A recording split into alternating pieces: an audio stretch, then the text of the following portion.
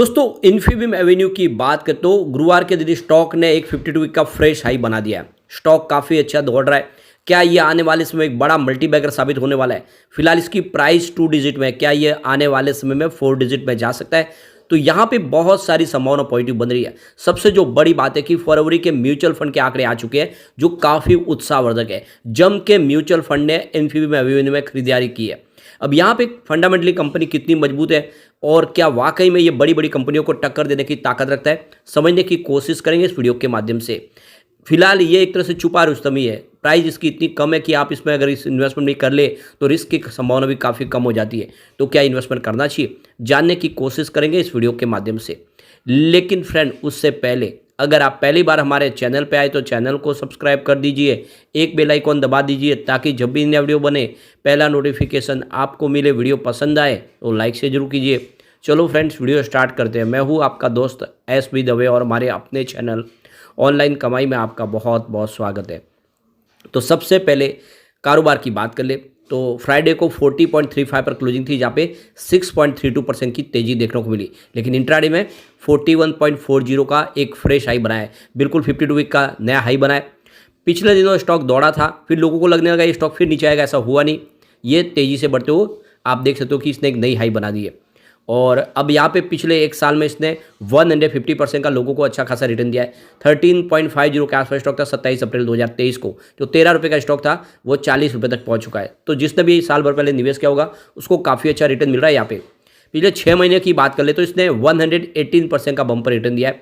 यानी 16 रुपये के आसपास जो स्टॉक था इस समय 40 रुपीज़ के आसपास है। तो बेहतर प्रदर्शन किया है लगातार।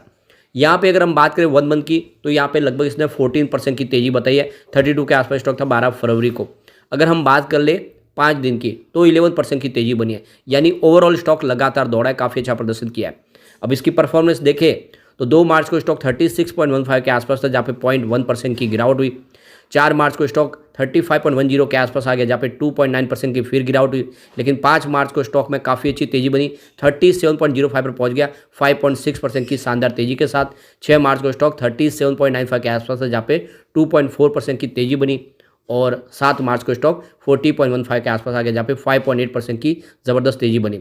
यानी आप देख सकते हो कि पिछले 3 ट्रेडिंग सेशन में स्टॉक ने ज़बरदस्त तेजी बताई, करीब 13-14% की शानदार तेजी बताई और काफ़ी शानदार प्रदर्शन किया है। पूरे बाजार में वॉल्यूम के मामले में इन्फीबीम एवेन्यू नंबर 1 बन गया। इतने ज़बरदस्त वॉल्यूम में कामकाज हुआ कि ये सबसे ऊपर वॉल्यूम टॉपर बन गया। अब ये जो बड़ी तेजी बनी इसके पीछे वजह कि रिजर्व बैंक ऑफ इंडिया की तरफ से इसको पेमेंट एग्रीगेटर लाइसेंस मिल चुका है। यानी कंपनी अब हर तरह की पेमेंट सेवाएं आराम से प्रोवाइड कर पाएगी। यानी आप देखें तो जैसे गूगल पे, फोन पे हर तरह की सेवा देते हैं उसी तरह की सारी सर्विस अब दे पाएगी यहाँ पे इन्फीबीम एवेन्यू अपने सीसी एवेन्यू ब्रांड के तहत। तो ये इसके लिए एक बड़ा अचीवमेंट है और इसी ने पूरा माहौल यहाँ पे बदल दिया है। अब इसके बीच में म्यूचुअल फंड की लेटेस्ट होल्डिंग भी हमारे सामने आ चुकी है फरवरी की। तो यहाँ पे जो सबसे बड़ी गुड न्यूज़ है कि 9 नए म्यूचुअल फंड ने एंट्री कर लिया है स्टॉक के अंदर। यानी म्यूचुअल फंड इस स्टॉक में जम के खरीदारी शुरू कर चुके हैं। सिर्फ एक म्यूचुअल फंड ने अपनी होल्डिंग बेची है। तो आंकड़ा जो भारी है वो खरीदारों का है। यानी म्यूचुअल फंड इस लेवल पर इस शेयर में काफ़ी अच्छी खरीदारी करें। तो कौन से म्यूचुअल फंड है जरा आप देख लेते हैं। तो सबसे ऊपर आप देख सकते हो कि Nippon India Nifty small cap 250 index fund जिसने 1054 करोड़ का इन्वेस्टमेंट किया है।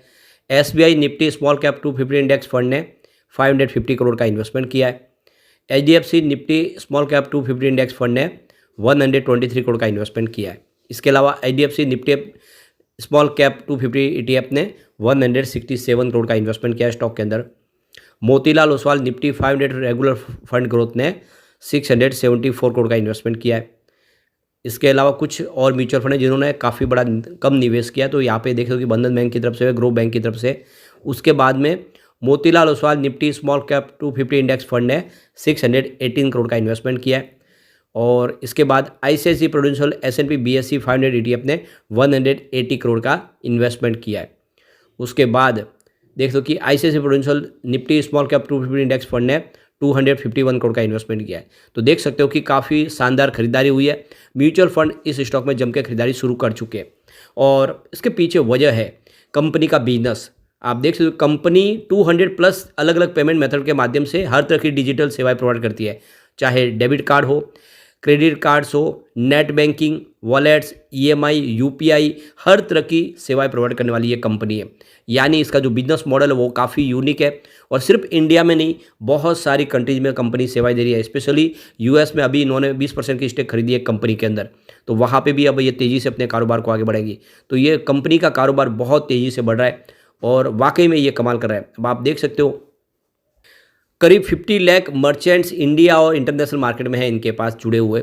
यहाँ पे जो सबसे बड़ा अचीवमेंट है कि इन्फीबीम एवेन्यू इंडिया की टॉप 3 पेमेंट सॉल्यूशन प्रोवाइड करने वाली कंपनी है, यानी नंबर 3 पे है। तो ये इसके लिए बहुत बड़ा अचीवमेंट है। कंपनी की सेवाएं देखें तो इंडिया के अलावा यूएई, केएसए, ओमान और यूएसए में कंपनी सेवाएं प्रोवाइड कर रही है और काफ़ी तेज़ी से अपना बिजनेस बढ़ा रही है। यहाँ पे जो सबसे बड़ा अचीवमेंट है कि यहाँ पे इन्फीबीम एवेन्यू को देख सकते हो कि Fortune India the next 500 award भी मिला है आईटी और फिनटेक सेक्टर में 2023 के लिए। तो ये भी इनके लिए एक बड़ा अचीवमेंट है। सबसे जो बड़ी बात है, कंपनी लगातार अपने डेट को कम करी है, ऑलमोस्ट डेट फ्री हो चुके हैं, कंपनी पे कोई कर्ज भी नहीं है। इसके अलावा कंपनी बहुत अच्छे क्वार्टर रिजल्ट लगातार हमें दे रही है और कंपनी का मीडियन सेल्स ग्रोथ भी 37.2% के आसपास है लास्ट 10 साल में। यानी आप समझ सकते हो कि फाइनेंशियल सेहत बहुत अच्छी है। सेल्स के आंकड़े बहुत तेज़ी से बढ़ रहे। आप देखें कंपनी का सेल्स यहाँ पे 2020 में मात्र 633 करोड़ के आसपास था पूरे साल का, वो इस टीटीएम बढ़ के 3097 करोड़ तक पहुंच गया। मार्च 2023 में ये 1962 करोड़ के आसपास था। तो ये बहुत बड़ा जंप देखने को मिल रहा है। आप देख ही सकते हो कि 2020 के मुकाबले 5 गुना सेल्स बढ़ गया है। तो ये वाकई में उत्साहवर्धक खर्च है और ये इशारे है कि ये कंपनी कमाल कर सकती है। यहाँ पे कंपनी के ऑपरेटिंग प्रॉफिट में भी ज़बरदस्त जंप देखने को मिल रहा है। मार्च 2020 में जहाँ पे 149 करोड़ के आसपास था, वो इस टीटीएम 233 करोड़ तक पहुँच गया है और मार्च 2023 में ये 175 करोड़ के आसपास था। तो लगातार ऑपरेटिंग प्रॉफिट बढ़ रहा है और काफ़ी तेज़ी से बढ़ रहा है। इसके अलावा यहाँ पे अदर इनकम देखें तो इस बार 33 करोड़ की कंपनी को अदर इनकम मिल रही है। यहाँ पे नेट प्रॉफिट आफ्टर टैक्स देखें अगर आप, तो मार्च 2020 में कंपनी को 108 करोड़ का प्रॉफिट था। उसके बाद में मार्च 2021 में इसमें गिरावट हुई क्योंकि कोविड काल आया तो 70 करोड़ का ही प्रॉफिट हुआ। मार्च 2022 में फिर से बढ़ के वो 84 करोड़ तक पहुंच गया और मार्च 2023 में कंपनी का प्रॉफिट 136 करोड़ तक पहुंच गया, लेकिन इस टीटीएम वो 145 करोड़ तक पहुंच गया है। तो काफ़ी ज़बरदस्त तरीके से नेट प्रॉफिट बढ़ा है कंपनी का और इसका ईपीएस भी बढ़ा है। 0.41 रुपीज़ के आसपास था मार्च 2020 में, जो इस समय 0.55 रुपये तक पहुँच गया है। यानी कंपनी का रिजल्ट भी बेहतर है, साथ में कंपनी का कारोबार भी पटरी पे है। लगातार एक के बाद एक बड़े अचीवमेंट देखने को मिल रहे हैं। कंपनी को आरबीआई का लाइसेंस मिल चुका है। कंपनी आने वाले समय अपने बिजनेस तेज़ी से बढ़ाएगी और जो सबसे बड़ी बात है कि जो पेटीएम का बिजनेस था वो सारा का सारा बिजनेस इस कंपनी को मिल सकता है क्योंकि पेटीएम के पास से आरबीआई ने वो सारी की सारी जो उसकी परमिशन ले ली है। अब पेटीएम अपने बिजनेस को, वॉलेट बिजनेस को आगे नहीं बढ़ा पाएंगे और यहाँ पे इसको मंजूरी मिल चुकी है। तो एक तरह से ये एक बहुत अच्छा मौका है इसके लिए इस मार्केट में एंट्री करने का और ऑलरेडी ये कंपनी पहले से इस सेक्टर में तेज़ी से काम कर रही है। तो बिल्कुल ये इन्फीबीम एवेन्यू जो इस समय प्राइस 40 के आसपास है, यह आने वाले 5 से 10 सालों में 1000 का टारगेट भी दिखा सकता है। इसके अंदर वो सारा पोटेंशियल है। तो लॉन्ग टर्म का नजरिया लेकर निवेश करना चाहिए और म्यूचुअल फंड की जो खरीदारी है वो इसी बात का एक तरफ इशारा कर रही है कि ये स्टॉक बड़ा कमाल करने को तैयार है। तो दाव आपको जरूर लगाना चाहिए, लेकिन फ्रेंड कोई भी इन्वेस्टमेंट करने से पहले अपने फाइनेंशियल एडवाइजर से बड़ा ले ले या अपना खुद का रिसर्च करें, क्योंकि मैंने वीडियो आपके एजुकेशनल पर्पज के लिए ही बनाया। वीडियो पसंद आए तो लाइक से जरूर कीजिए और चैनल को सब्सक्राइब कर दीजिए। Thank you friends.